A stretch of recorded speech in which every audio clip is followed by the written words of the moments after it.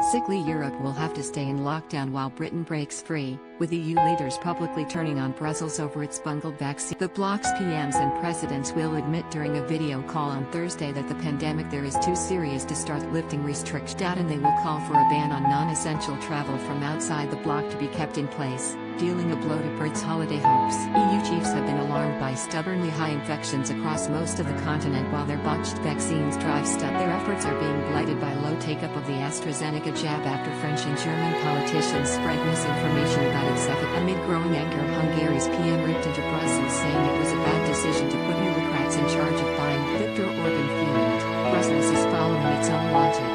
They don't have a strong enough sense of the importance. We've sought to do something together that we could have managed more successfully on an individual basis. Take a look at Britain. Greece also voiced fears the dire situation in Europe is endangering plans to welcome back holidaymakers. This tourism minister Harry Theocharis said the bloc needs to move more quickly on agreeing a common vaccine passport for visitors. Like he fumed. Looking at the reaction of some countries to vaccination certificate proposals, I feel there is a lot of short-sighted. Eurocrats will come under fire on Thursday when EU leaders hold a video call on the lessons learned from their botched rollout. Draft conclusions, seen by The Sun, state, the epidemiological situation remains serious, and the new variants pose additional challenges. We must therefore uphold tight restrictions while stepping up efforts to accelerate the provision of that. For the time being, non-essential travel needs to be restricted.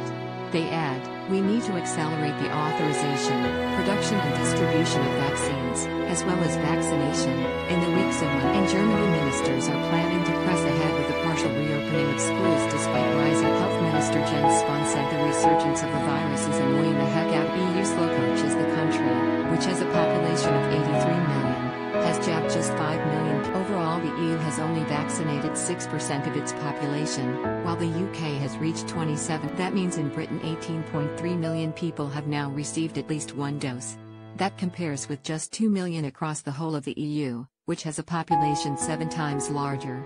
Brussels' jabs drive is being blighted by low take-up of the Oz jab, with widespread reports that Europeans are turning. Emmanuel Macron claimed the dose is only quasi-effective for over 65s, while German officials briefed its efficacy in the elderly was just. Both claims have since turned out to be false, with real-world data showing the jab offers high levels of protection for all age groups. Berlin has now launched a publicity blitz to try and convince people the jab is safe, over fears it won't be able to shift millions of Other senior figures, including Commission boss Ursula von der Leyen, have tried to discredit the UK's vaccines program to deflect criticism. The EU's efforts to vaccinate its population have been hampered by a botched central buying scheme and sluggish rollout in member states. Critics say Brussels, which was put in charge of procuring jabs for the whole continent, was too slow to sign contracts with while Eurocrats haggled over price. Britain swiftly sewed up deals for tens of millions of doses. Europe has also been hit by supply problems, especially for the Oz jab, that has stoked tensions with Eurocrats even gave themselves powers to ban exports of doses from the bloc,